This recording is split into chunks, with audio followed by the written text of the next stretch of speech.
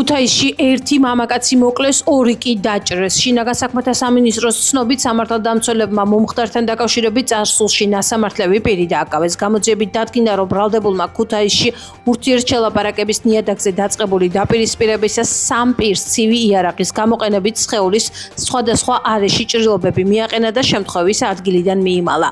დაჭრილი მამაკაცები სამედიცინო დაწესებულებაში გადაიყვანეს, სადაც ერთი მათგანი მიღებული დაზიანებების შედეგად მალევე გარდაიცვალა. პოლიციამ ჩატარებული ოპერატიული ღონისძიებებისა და საგამოძიებო მოქმედების შედეგად ბრალდებული მომხდარიდან რამდენიმე საათში დააკავა. სამართალდამცველებმა დანაშაულის ჩადენის იარაღი დანა ნივთმტკიცება დამოიღეს. გამოძიება საქართველოს სისხლის სამართლის კოდექსის 19.109 მუხრით მიმდინარეობს. დანაშაული 20 წლამდე ვადით თავისუფლების აღკვეთას ითვალისწინებს. იმერეთსა და სხვა რეგიონებში ნარკოდანაშაულის ბრალდებით 16 პირი დააკავეს. პოლიციამ მოსამართლის განჩინების საფუძველზე განახორციელა ნარკოტიკების საკონტროლო შესყიდვა და აღნიშნული შესყიდვის ფარული აუდიო-ვიდეო ჩაწერა. სამართალდამცველებმა ბრალდებულის პირადი და საცხოვრებელი სახლების ჩხრეკის შედეგად ასევე ნარკოტიკული საშუალების შემცველი მცენარის კულტივაციისათვის მოწყობილი სპეციალური სათბურიდან და საგამოძიებო ექსპერიმენტის დროს მათ მიერ მითითებული ლოკაციებიდან ნივთმტკიცება დამოიღეს სარეალიზაციოდ განთავსებული განსაკუთრებით დიდი ოდენობით ნარკოტიკული საშუალებები. პოლიციის მიერ ნივთმტკიცება დამოღებულია უკანონოდ გაყიდული ნარკოტიკი, ნარკოტიკული საშუალებების დაფასუებისათვის და კულტივირებისათვის საჭირო მასალები და თანხა. დანაშაულები 20 წლამდე ან უვადო თავისუფლების აღკვეთას ითვალისწინებს.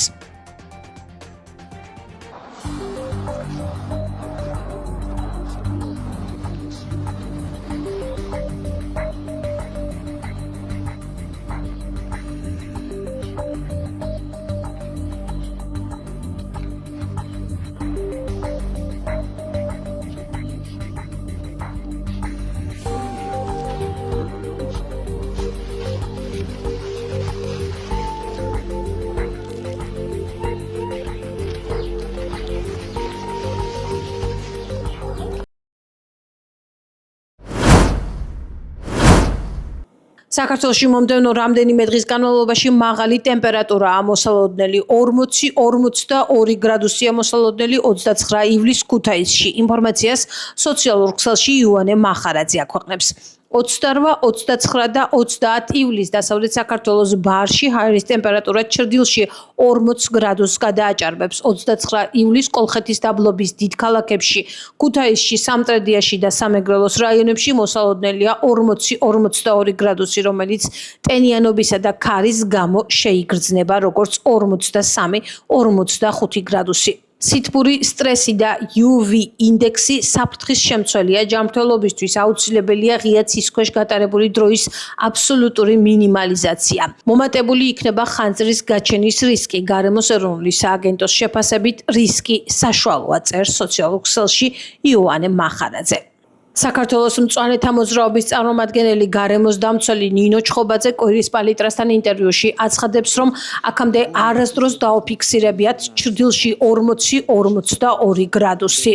ახლა კი ამინდის პროგნოზში ვხედავთ, რომ დასავლეთ საქართველოში მოსალოდნელია ტემპერატურის ამ ნიშნულამდე აწევა.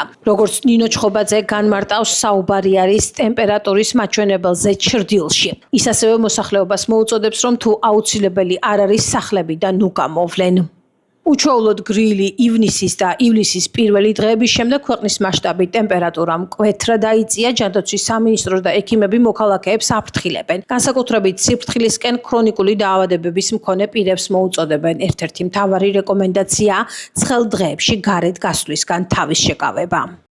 სიცხეროვა გარეთ არ უნდა ვიყოთ ხოლმე, მაქსიმალურად ჩრდილში ვეცადოთ ვიყოთ.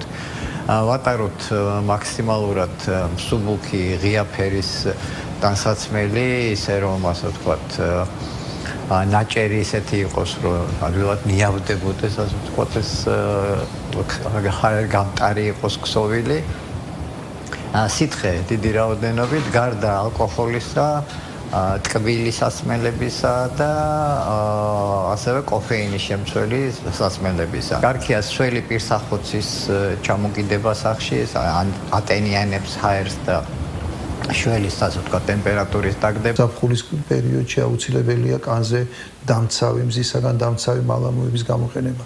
რაც უფრო მცირე ასაკის არის ბავშვი, მით უფრო მაღალი უნდა იყოს ის ციფრი, რომელიც ასახავს დამცველობით უნარს. ოღონდ ეს არ არის დღეში ერთჯერ, ყოველ 2 საათში ერთხელ ხელახლა უნდა დავიტანოთ კანზე. ამას აუცილებლად უნდა დავუმატოთ ქუდის ტარება და აუცილებლად უნდა დავუმატოთ მზისაგან დამცავის სათვალის ტარება. ითვლება რომ 4 წლამდე ასაკის ბავშვისთვის შესაძლებელია 1 ლიტრი დამატებითი სითხე იყოს საკმარისი, 4 წლის ზემოთ ლიტრი ნახევარი. მაღალი ტემპერატურა უპირატესად არის ნაწლავთა ინფექციების მატებასთან დაკავშირებული. რამდენადაც ნაწლავთა ბაქტერიული ინფექციებთან. რამდენადაც ამ მიკრობებს ძალიან უყვარს მაღალი ტემპერატურა და ძალიან სწრაფად მრავლდებიან. ამიტომ მალფუჭებადი არიან, საიდანაც ხდება დაავადების გადაცემა და უფრო მეტია რისკი დაავადდეს ნაწლავთა ინფექციები. საკვების შენახვასთან, აი ხელის დაბინძურებას, ხელის დაბანასთან სიხშირე აქ პერიოდში უფრო ხშირი უნდა იყოს. ხარაგაულის მუნიციპალიტეტის 2 სოფელში ხემაღალსა და ღვერგში 1 თვის წინ დაზრული მეწყერი დღითი დღე ძლიერდება. ამ დროისათვის მეწყრულ ზონაში 50 ოჯახი გეოლოგიური მონიტორინგის ქვეშ იმყოფება, 30-მა ოჯახმა კი საცხოვრებელი სახლები დატოვა. ხემაღალში მცხოვრები ოთარ ყინიკაძე გამოცემა ჩემ ხარაგაულთან ამბობს, რომ დამეწყრილ ადგილებში ბზარები ყოველდღე მატულობს, მიწა იშლება და მასა მდინარე ყარნებასკენ იწევს. შესაძლოა მეწყერმა მდინარე ყარნება დააგუბოს და სანაპირო ზოლში მცხოვრების სოფელ ლაშის მოსახლეობა დააზარალოს. მეწყერის ჩამოწოლის შემთხვევაში საფრთხე ემუქრება რკინიგზასაც. მეწყერისაგან დაზარალებული მოქალაქეები ეკომიგრანტების სააგენტო და სახლის შესაძენი თანხისდროულად გამოყოფას მოითხოვენ. ისინი ამბობენ, რომ ამ მიზნით განსაზღვრული 30,000 ლარი მცირეა და ამ თანხით ახალი სახლის შეძენას ვერ შეძლებენ.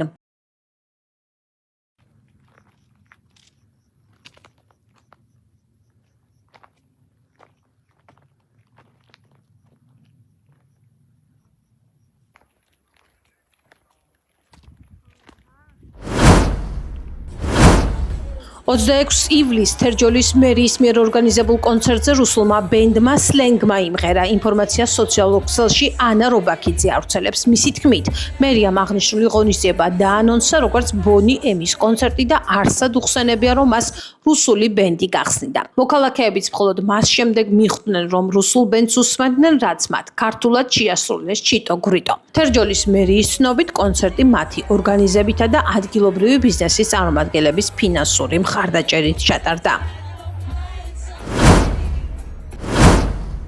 ევროკავშირის პრეს-სპიკერი საქართველოს ხელისუფლების მიერ ევროკავშირის როლის შესახებ გავრცელებულ დეზინფორმაციასა და უსაფუძვლო ბრალდებებს გმობს და განცხადებაში აღნიშნავს, რომ ქართული ოცნების ბოლოდროინდელი განცხადებები საზოგადოების შეცდომაში შეყვანის განზრახ მცდელობას წარმოადგენს. პრეს-სპიკერის განცხადებაში აღნიშნულია, რომ რუსული სტილის შეთქმულების თეორიები მხოლოდ მათ ემსახურება, ვინც ეწინააღმდეგება საქართველოს დემოკრატიულ და ევროპულ გზას. მტკიცედ ვგმობთ საქართველოში ევროკავშირის ელჩზე პაվել ჰერჩინსკზე პირად თავდასხმას. ელჩი სასიცოცხლოდ მნიშვნელოვან როლს ასრულებს ევროკავშირსა და საქართველოს შორის ურთიერთობების განმტკიცებაში. ის ევროკავშირის სრული ნდობითა და მხარდაჭერით სარგებლობს. საქართველოს ყველა პოლიტიკურ აქტორს მოუწოდებთ თავი შეიკავოს დეზინფორმაციის გავრცელებისაგან, მოერიდოს წამქეზებლურ პირად თავდასხმებს და თავისი მოსახლეობის ევროპული მომავლის მისაღწევად იმუშაოს. ევროკავშირი იყო და არის საქართველოს თანმიმდევრული და საიმედო პარტნიორი. ევროკავშირი კვლავ ადასტურებს საქართველოს ტერიტორიული მთლიანობის განუხრელ მხარდაჭერას, კიდევ ერთხელ უცხადებს მტკიცე სოლიდარობას საქართველოს მოქალაქეებს და გამოთქვამს მზადყოფნას გააგრძელოს საქართველოს მხარდაჭერა ევროპული მომავლისკენ სვლაში, წერია განცხადებაში. ცნობისათვის კახი კალაძემ განაცხადა, რომ მისი ნება რომ იყოს პაվել ჰერჩინსკს ქვეყნიდან გააძევებდა. ევროკავშირის საგარეო ქმედებათა სამსახურის პრეს-სპიკერის განცხადებას აფასებენ საქართველოში. ოპოზიციაში ფიქრობენ, რომ ერთადერთი გამოსავალი მთავრობის ცვლილებაა. მართველ გუნდში კი აღნიშნულს ქვეყნის შიდა საქმეებში ჩარევად მიიჩნევენ. მე მაინტერესებს დონალდ ტრამპი საუბრობს თუ არა ევროპელი ელჩების გაძევებაზე. კახი კალაძე ევროპიდან თვითონ არის გაგდებული ამ წუთას. ამაზე ღელავენ, რომ სადაც ჩაესვლებათ, იქაც ვეღარ ჩავლენ. ეს არის მთელი ამ რიტორიკის ნაწილი. ძალიან მნიშვნელოვანი განცხადება იყო, ბრალი გასდეს დეზინფორმაციაში. ბრალი გასდეს, რომ მათ აბრალებენ მეორე ფრონტის გახსნას, რალი დასდეს რომ ქართული ოცნება ცდილობს ქართველები დაარწმუნოს რომ ევროპას უნდა დესტაბილიზაცია ყველა ის მნიშვნელოვანი წუხილი რაც ქართულმა ხალხს აქვს იყო ასახული ქართულ ოცნებასთან დაკავშირებით ჩემი აზრით ძალიან კარგია ესეთი მკაფიო გზავნილები რო გახდება დასავლეთისგან ჩვენც გვჭირდება მეტი მკაფიოობა დასავლეთისგან აბსოლუტური თვითილუსტრირება მოახდინა ქართულმა ოცნებამ ყველამ გაიგო რომ ესენი არიან რუსეთის FSB-ს ფილიალები ამათ არანაირი ევროკავშირი არ უნდათ არანაირი გადატვირთვა შეერთებულ შტატებთან არ უნდათ ესენი არიან მექრთამეები რომლებიც რუსეთის სპეცსამსახურების კაუჭზე არიან ეს არის და ეს მეტი მან დააფერი არ ხდება და ძალიან კარგია რა უკვე არავის ყველამ ძალიან ზუსტად იცის აქამდე თუ ენის მოჩლექვით ელაპარაკებოდნენ და ასეკენით ისეკენით ეუბნებოდნენ ეხლა ყველა მით უმეტეს ისეთი კორექტული ხალხი როგორც ევროპელი პოლიტიკოსები და ბიუროკრატები არიან უკვე ძალიან პირდაპირ ართმევენ სახელს ყველაფერს ტრაგიკული არის მართლა ტრაგიკული არის და სევდიანი არის რომ დღეს მოცემულობით როცა რეგიონში და არა მხოლოდ რეგიონში თითოეული ქვეყანა საკუთარი ქვეყნის და ხალხის ინტერესებიდან მოქმედებს, ყველაფერს აკეთებს რეგიონში ყველა რომ ევროკავშირთან უფრო დაახლოვდეს და დღევანდელი ჩვენი მართველი ძალის ეგრეთ წოდებული მაგარი ბიჭები კიდე ჩვენი ქვეყნის მეგობარ ელჩებს ქვეყნიდან გაგდებით ემუქრებიან და მეორე მხრივ გამოდიან და ოკუპანტებს ბუდის უხდიან. ევროკავშირისგან ჩვენ უფრო მეც ველით, ბრიუსელისგან ველით უფრო მეც, ვიდრე ამ იანფასიან ტრიუქს რომ პასუხების თავიდან არიდების გამო აზრუსული ალიყები მიაწებონ ყველას. ჩვენც არც ერთი კონკრეტული სახელი გვარისადმი არანაირი ინტერესი, განსაკუთრებული ინტერესი არ გვაქვს, საუბარი მაქვს ელჩებზე. ერთადერთი რაც ჩვენ გვაწუხებს არის ის რომ ზოგიერთი ელჩი თulis რომ იგი უნდა იყოს პოლიტიკურ დისკუსიებში ყოველდღიურად ჩართული და გააკეთოს პოლიტიკური შეფასებები. სწორედ ამაზე ვამბობთ, რომ კონკრეტული მტკიცებულებებით, როდესაც ელჩები მონაწილეობენ წინასაარჩევნო კამპანიაში, ამას ჭირდება პასუხები. რატომ ხდება ეს? იმიტომ რომ ირღვევა აბსოლუტურად ყველაფერი. აღარაფერს ვაუბრობთ დიპლომატიურ ეტიკეტზე და ვენის კონვენციაზე, პირდაპირ არიან კონკრეტული ელჩები ჩაბმული შიდა პოლიტიკურ პროცესებში. ეს მისაღებია დიპლომატიურ ურთიერთობებში, როდესაც წინასაარჩევნო კამპანიაში ერთვება ელჩი პირდაპირ მოუწოდებს ხალხს პირდაპირ ვის უნდა მისცენ ხმას და მე ამაზე ხმამაღლა ჩვენ რო ვიტყვით რომ ეს ვენის კონვენციის დარღვევაა, ეს არის დისკრედიტაცია ელჩის თუ მოწოდება იმისაკენ რომ ვენის კონვენცია დაიცვას. ამიტომ ასეთი ტიპის მოწოდებებს როდესაც აკეთებენ, მაშინ უნდა გააბათილონ ის არგუმენტები, რომელიც ჩვენ ავთქვით. მაგრამ ვერ ამბობენ ამას, იმიტომ რომ იმდენად ნათლად გააკეთა ამ კაცმა ეს, იმდენად ნათლად დაარღვია ვენის კონვენცია, ამაზე ვერ საუბრობენ.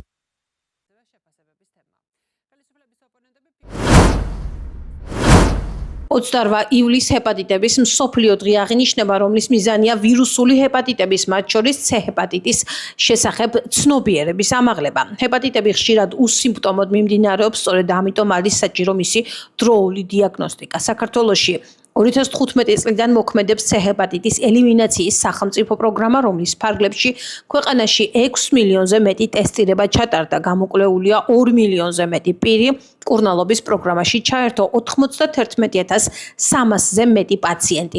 განკურნების მაჩვენებელი 98.5%. ავკითხულობთ ჯანდაცვის სამინისტროს მიერ გავრცელებულ ინფორმაციაში. 2024 წლიდან ქვეყანაში მოქმედებს B ჰეპატიტის მართვის სახელმწიფო პროგრამა, რომლის ფარგლებში სახელმწიფო სრულად ფარავს სკრინინგულ და დიაგნოსტიკურ კვლევებს. ჯანდაცვის მსოფლიო ორგანიზაციის ინფორმაციით, მსოფლიოში მილიონობით ადამიანი C ჰეპატიტით არის ინფიცირებული, მაგრამ მათმა დიდმა ნაწილმა დაავადების შესახებ საერთოდ არ იცის. სწორედ ამიტომ რეგულარული სკრინინგი, განათლება და დროული მკურნალობა საციცოცხლოდ მნიშვნელოვანია.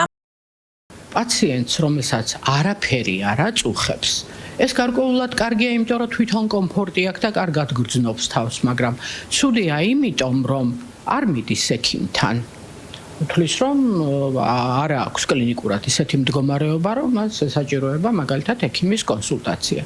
ამასობაში გადის დრო და უმკურნალო შემთხვევაში, როგორც ქრონიკული C ჰეპატიტის, ასევე ქრონიკული B ჰეპატიტის დროს რაღაც გარკვეული პერიოდის შემდეგ, დროთა განმავლობაში, რა თქმა უნდა, ეს სწრაფად არ ხდება, პაციენტს შეიძლება განუვითარდეს ღვიძლის ეგრეთ წოდებული ტერმინალური მდგომარეობები, გართულებები, დაავადების, როგორიც არის ღვიძლის ციროზი, ჰეპატოცელულური კარცინომა, ღვიძლის უკმარისობა, რომელსაც საბოლოო ჯამში ძალიან ცუდი გამოსავლები აქვს.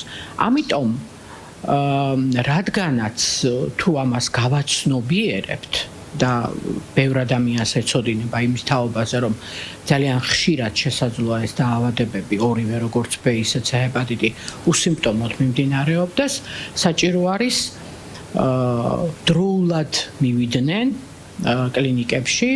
ბევრ ადგილას არის, თქვათ, გამოკვლევა როგორც B-ზე, ასევე C ჰეპატიტზე, ჩაიტარონ ეს გამოკვლევა და თუ აქვთ რაც უფრო დროზე დიაგნოსტირდებიან, უკეთესია, იმიტომ რომ დროული დიაგნოსტიკა ნებისმიერი დაავადების შემთხვევაში კარგია, იმიტომ რომ უკვე პაციენტმა ერთი რომ იცის თავისი სტატუსი, აქვს თუ არა რომელიმე დაავადება და შემდეგ უკვე მას დაენიშნება, უკვე ექიმი გადაწყვეტს, რა თქმა უნდა, სპეციალისტი გადაწყვეტს, რომ დაენიშნოს მკურნალობა, ჯერ არ დაენიშნოს მკურნალობა თუ როგორ წარიმართოს ეს ყველაფერი.